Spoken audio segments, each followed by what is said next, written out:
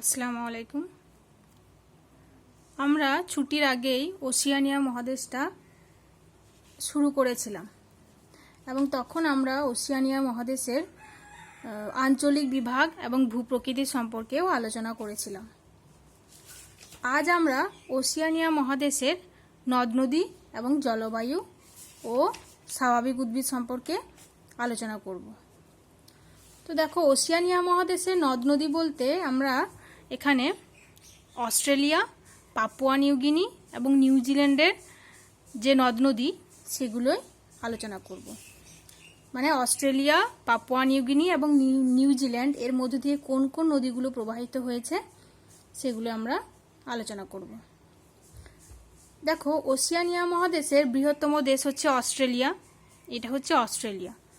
তো অস্ট্রেলিয়ার মধ্য দিয়ে অনেক নদী প্রবাহিত হয়েছে। তার মধ্যে প্রধান যে নদী সেটা হচ্ছে মারে ডার্লিং এবং আরও বেশ কিছু নদী আছে, যেমন হান্টার, ফ্রিজয়, ব্রিসবেন, কুপার, আয়ার, এগুলো। তো আমরা প্রথমে মারে ডার্লিংটা সম্পর্কে একটু জানব। দেখো, মারে এবং ডার্লিং এই দুটো নদী হচ্ছে আলাদা আলাদা দুটো নদী। এখানে দেখো প্রবাহিত হচ্ছে মারে এবং ডার্লিং, এই দুটো নদী আলাদা আলাদা নদী এবং এই দুটো নদী এখানে মিলিত হয়ে মারে ডার্লিং হিসাবে প্রবাহিত হয়েছে এবং তারপরে মারে নদী মানে মারে ডার্লিং নদীটা মারে নাম নিয়ে এনকাউন্টার উপসাগরে মিলিত হয়েছে। তার মানে মারে নদীটা অস্ট্রেলিয়ান আল্পস থেকে তৈরি হচ্ছে, মানে মারে নদীর উৎস হচ্ছে অস্ট্রেলিয়ান আল্পস এবং ডার্লিং নদীটা নিউ ইংল্যান্ড রেঞ্জ থেকে বা নিউ ইংল্যান্ড রেঞ্জের গ্রেট ডিভাইডিং রেঞ্জ থেকে উৎপন্ন হয়ে এই দুটো নদী একসঙ্গে মারে ডার্লিং হিসাবে প্রবাহিত হয়ে মারে নাম নিয়ে এনকাউন্টার উপসাগরে পতিত হচ্ছে। তার মানে মারে এবং ডার্লিং নদীর মোহনা হচ্ছে এনকাউন্টার উপসাগর এবং মারে ডার্লিং নদী হচ্ছে ওশিয়ানিয়ার দীর্ঘতম নদী। তো ওশিয়ানিয়ার দীর্ঘতম নদী কোনগুলো? মারে ডার্লিং নদী এখানে প্রবাহিত হয়েছে মারে ডার্লিং নদী, মারে এবং ডার্লিং। এবং ওশিয়ানিয়ার আরও বেশ কিছু নদী হচ্ছে, মানে অস্ট্রেলিয়ার আরও বেশ কিছু নদী হচ্ছে হান্টার, ফ্রিজয়, ব্রিসবেন, কুপার এবং আয়ার। তো এই নদীগুলো গ্রেট ডিভাইডিং রেঞ্জ এবং পূর্ব পশ্চিমের মালভূমি থেকে উৎপন্ন হয়েছে। এখানে রয়েছে গ্রেট ডিভাইডিং রেঞ্জ, মানে হান্টার, ফ্রিজয় এবং ব্রিসবেন এই তিনটে নদী গ্রেট ডিভাইডিং রেঞ্জ থেকে সৃষ্টি হয়েছে এবং প্রশান্ত মহাসাগরে পতিত হচ্ছে। এখানে রয়েছে প্রশান্ত মহাসাগর এদিকে, তো এখানে সৃষ্টি হয়ে প্রশান্ত মহাসাগর দিকেই পতিত হয়ে যাচ্ছে, মানে এদের গতিপথগুলো হচ্ছে এখান থেকে পূর্ব দিকে। এবং কুপার এবং আয়ার এই নদীগুলো পূর্ব এবং পশ্চিমের মালভূমি থেকে সৃষ্টি হচ্ছে এবং আয়ার হ্রদে মিলিত হচ্ছে। আয়ার হ্রদ হচ্ছে এখানে একটা দেখো লিখেছি আমি, এটা হচ্ছে আয়ার হ্রদ। তো এখান থেকে তৈরি হয়ে এখানে কিছু নদী এখানে মিলিত হচ্ছে এবং এখান থেকে কিছু নদী তৈরি হয়ে এখানে মিলিত হচ্ছে। এগুলো হচ্ছে অন্তর্বাহিনী নদী, মানে এগুলো মোহনা কিন্তু দেশের বাইরে কোনো সাগরে নয়, এগুলো এই হ্রদের মধ্যেই মিলিত হচ্ছে, তাই এগুলো হচ্ছে অন্তর্বাহিনী নদী। তোমাদের এরকম কোশ্চেন আসতে পারে যে ওশিয়ানিয়ার দুটি অন্তর্বাহিনী নদীর নাম লেখো, তখন তোমরা লিখবে যে কুপার এবং আয়ার। তো এই কুপার এবং আয়ার নদীটা এদিকে আছে পশ্চিমের মালভূমি অঞ্চল, এই পশ্চিমের মালভূমি অঞ্চল থেকে সৃষ্টি হচ্ছে এবং এখানে আছে পূর্বের মালভূমি অঞ্চল, পূর্বের উচ্চভূমি। তো এই পূর্ব অঞ্চল থেকে সৃষ্টি হয়ে এই আয়ার হ্রদে মিলিত হচ্ছে।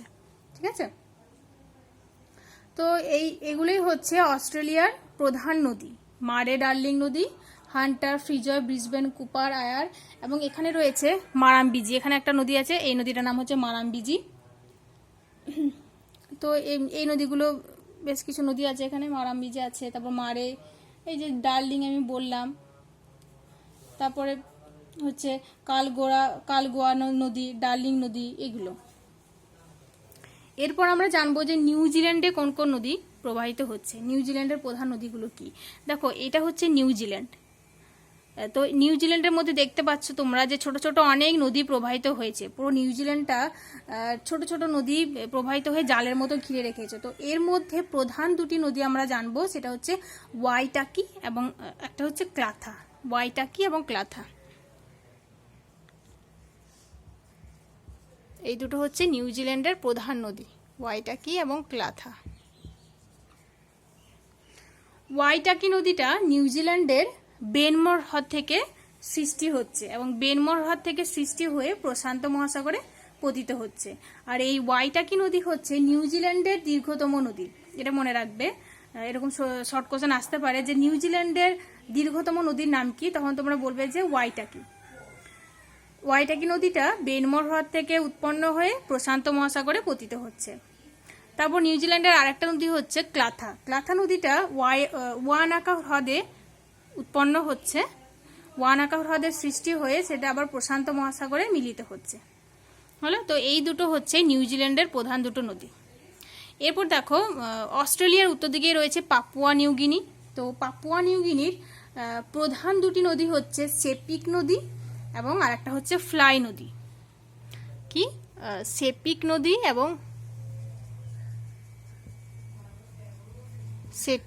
এবং ফ্লাই নদী।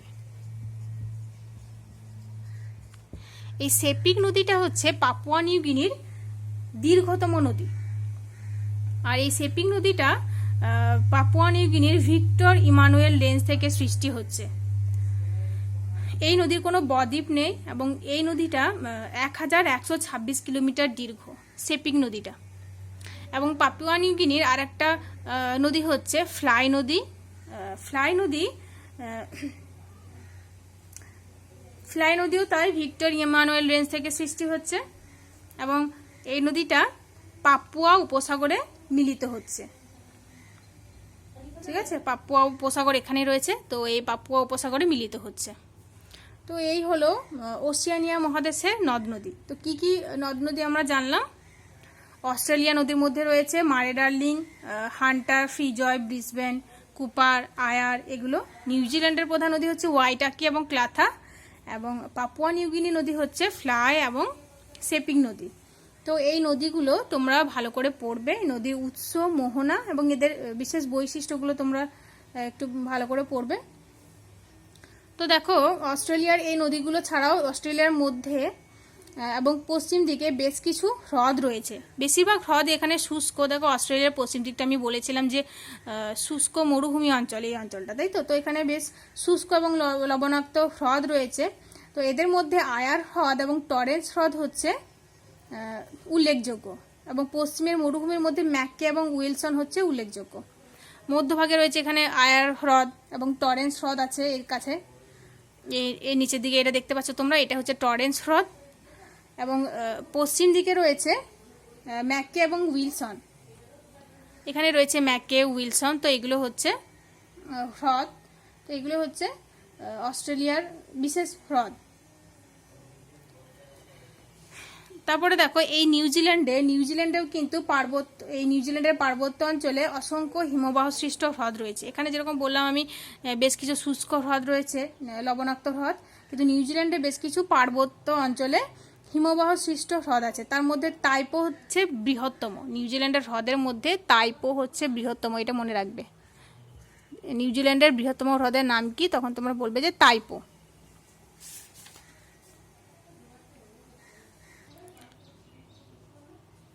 এখন আমরা ওশিয়ানিয়ার জলবায়ু সম্পর্কে আলোচনা করব।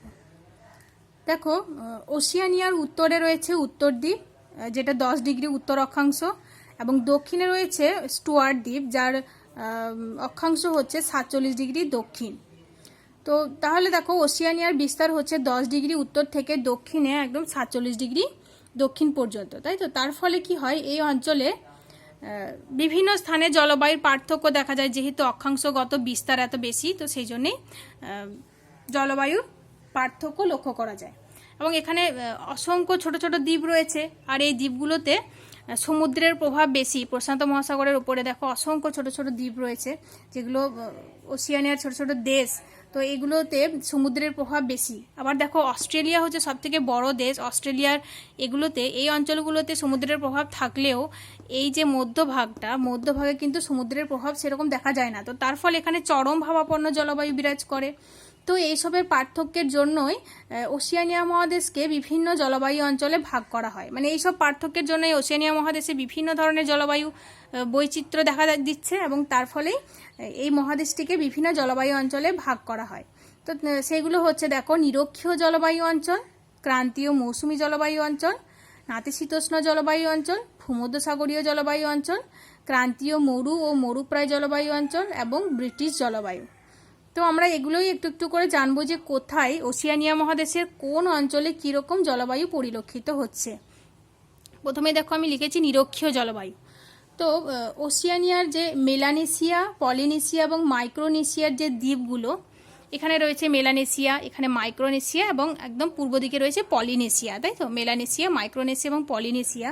তো এই দ্বীপগুলোতে এই নিরক্ষীয় জলবায়ু বিরাজ করে। আর এই অঞ্চলে সারা বছর তাপমাত্রা খুব বেশি থাকে। আমরা জানি যে নিরক্ষীয় জলবায়ু অঞ্চলে তাপমাত্রা খুব বেশি থাকে এবং সারা বছর বৃষ্টিপাত হয়, সারা বছর পরিচলন বৃষ্টিপাত হয়, তাই তো? বিকেলের দিকে 4টের সময় প্রচুর বৃষ্টিপাত হয় প্রতিদিন, তো সেটাকে 4 o'clock রেন বলে। তো এই জলবায়ু অঞ্চলেই সেটা দেখা যায়, তাই তো? যেহেতু এই অঞ্চলের উপর দিয়েই এই নিরক্ষরেখা গেছে, তো নিরক্ষরেখার কাছাকাছি যেহেতু, তো সেই জন্য এখানে নিরক্ষীয় জলবায়ু পরিলক্ষিত হচ্ছে।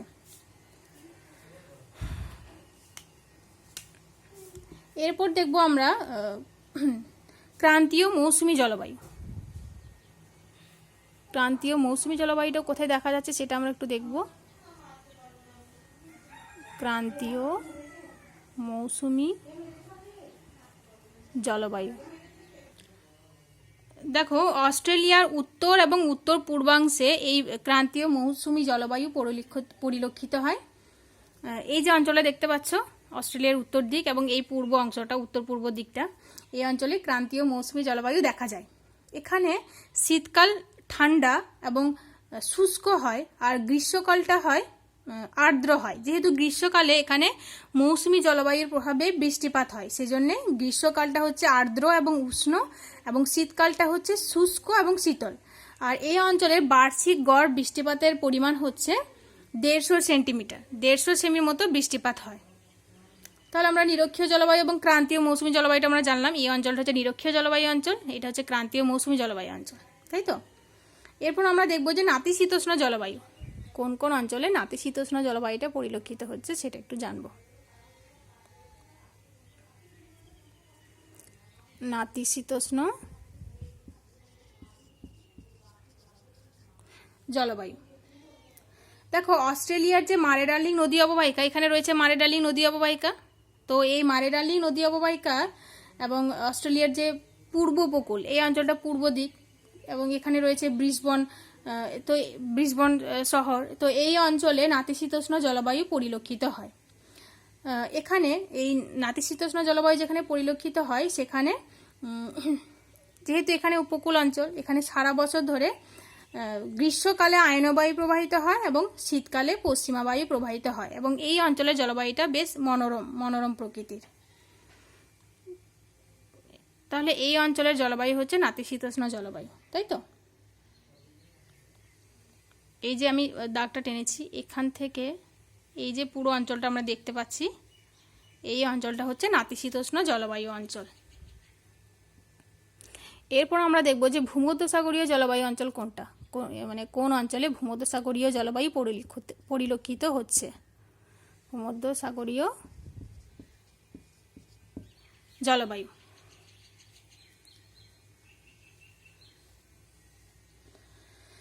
তো দেখো, অস্ট্রেলিয়ার উপকূল বরাবর যে অঞ্চলগুলো, পার্থ এবং অ্যাডিলেড, এই অঞ্চলে ভূমধ্যসাগরীয় জলবায়ু পরিলক্ষিত হয়।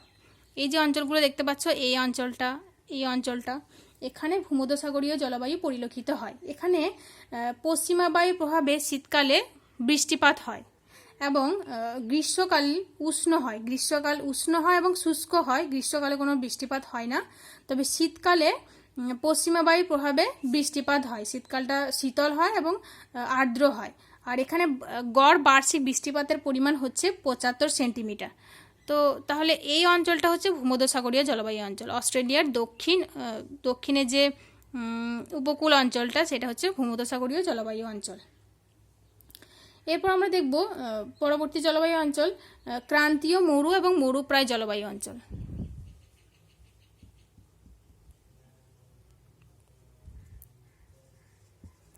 ক্রান্তীয় মরু ও মরুপ্রায় জলবায়ু অঞ্চল। এখানে মরুভূমি কোন জায়গাটায় আছে? এখানে মরুভূমি অঞ্চল হচ্ছে এই অঞ্চলটা, তাই তো। অস্ট্রেলিয়ার পশ্চিম দিকটা পুরোটা হচ্ছে মরুভূমি অঞ্চল। তো এই অঞ্চলটায় ক্রান্তীয় মরু এবং মরুপ্রায় জলবায়ু বিরাজ করে। আর এখানে যেহেতু মরু অঞ্চল, এখানে সারা বছর বৃষ্টিপাত হয় না বললেই চলে। তবে এখানে বার্ষিক গড় বৃষ্টিপাতের পরিমাণ হচ্ছে 25 সেন্টিমিটারেরও কম। গ্রীষ্মকালটা এখানে বেশ উষ্ণ এবং এখানে শীতকাল হচ্ছে শীতল। এই জলবায়ুর বৈশিষ্ট্য হচ্ছে গ্রীষ্মকালটা অনেক উষ্ণ এবং শীতকালটা শীতল। এরপর আমরা দেখব আরেকটা জলবায়ু হচ্ছে ব্রিটিশ জলবায়ু।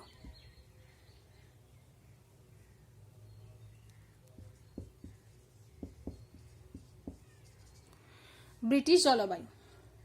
ব্রিটিশ জলবায়ু কোথায় পরিলক্ষিত হচ্ছে? এই যে আমরা দেখতে পাচ্ছি এখানে রয়েছে তাসমানিয়া, নিউজিল্যান্ড এবং অস্ট্রেলিয়ার যে দক্ষিণ দিকটা, এই যে অঞ্চলটা, এই অঞ্চলটা, এখানে দেখা যাচ্ছে ব্রিটিশ জলবায়ু।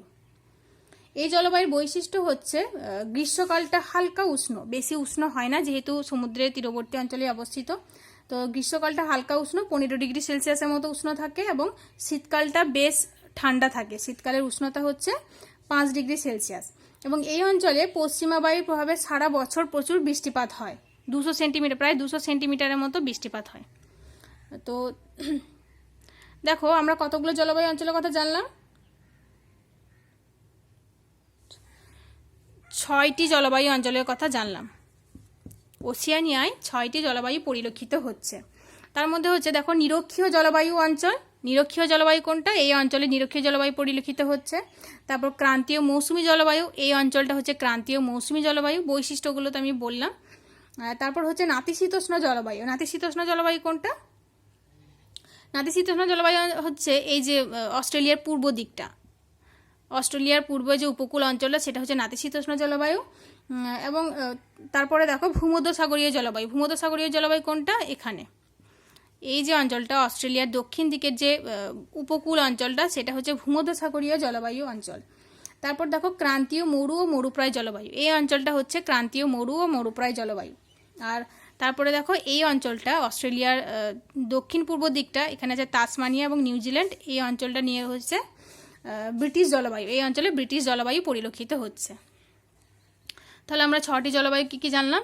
এখানে আছে নিরক্ষীয় জলবায়ু, এটা হচ্ছে ক্রান্তীয় মৌসুমী জলবায়ু। তারপর দেখো নাতিশীতোষ্ণ জলবায়ু এটা। তারপর এটা ভূমধ্যসাগরীয় জলবায়ু, এটা মরু জলবায়ু এবং এটা ব্রিটিশ জলবায়ু, এই অঞ্চলটা, তাই তো।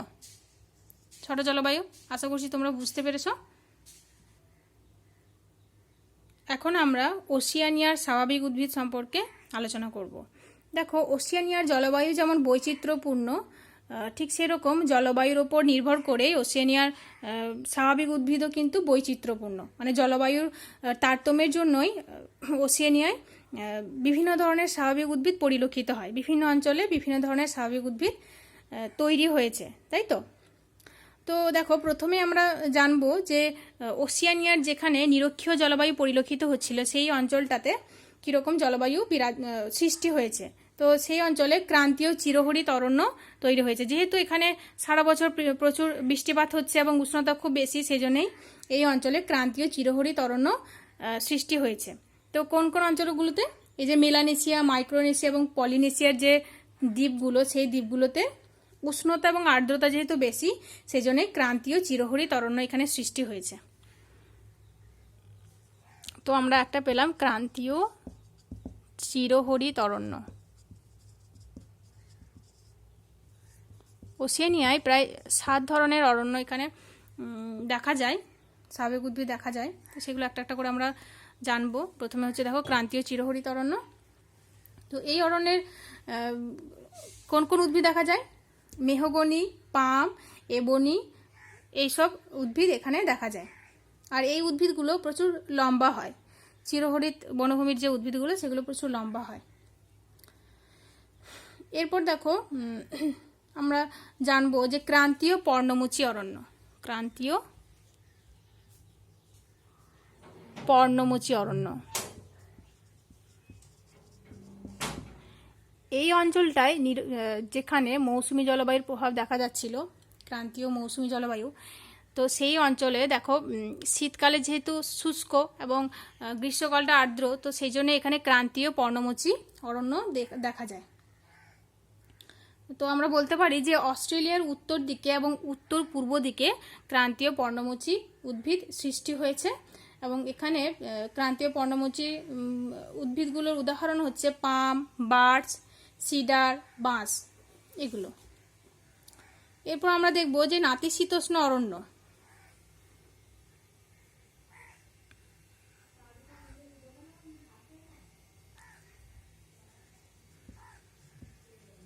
নাতিশীতোষ্ণ অরণ্য, নাতিশীতোষ্ণ অরণ্য কোথায় পরিলক্ষিত হয় না, পূর্ব অস্ট্রেলিয়া, তাসমানিয়া আর নিউজিল্যান্ডে এই যে অঞ্চলগুলো, এই যে পূর্ব অস্ট্রেলিয়া, এখানে আছে তাসমানিয়া এবং নিউজিল্যান্ড, তো এখানে বড় পাতাযুক্ত যে উদ্ভিদ দেখা যায়, তো সেগুলোকে বলা হয় নাতিশীতোষ্ণ অরণ্য। এখানে বড় পাতাযুক্ত পর্ণমোচী উদ্ভিদের গাছ দেখা যায় কিন্তু।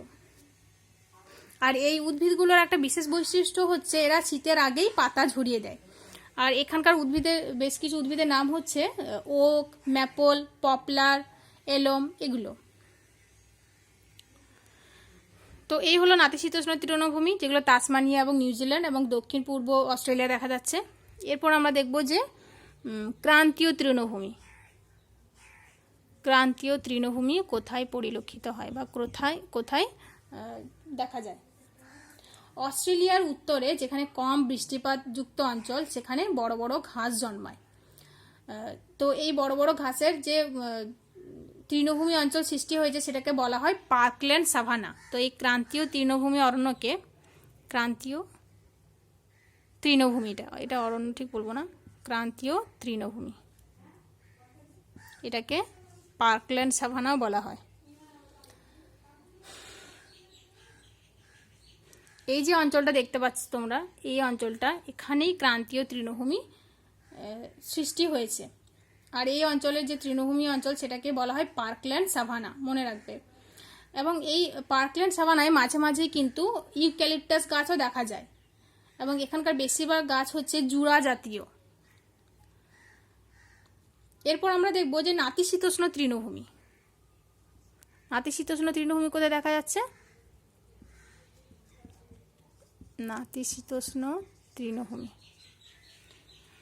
নাতিশীতোষ্ণ তৃণভূমি হচ্ছে, এখানে হচ্ছে পার্কল্যান্ড সাভানা বা ক্রান্তীয় তৃণভূমি, তার ঠিক নিচের দিকে দক্ষিণ দিকে এই অঞ্চলটা হচ্ছে নাতিশীতোষ্ণ তৃণভূমি। তার মানে অস্ট্রেলিয়ার দক্ষিণ পূর্ব দিকে নাতিশীতোষ্ণ তৃণভূমি পরিলক্ষিত হয়। এই তৃণভূমির আর একটা নাম হচ্ছে ডাউন্স তৃণভূমি।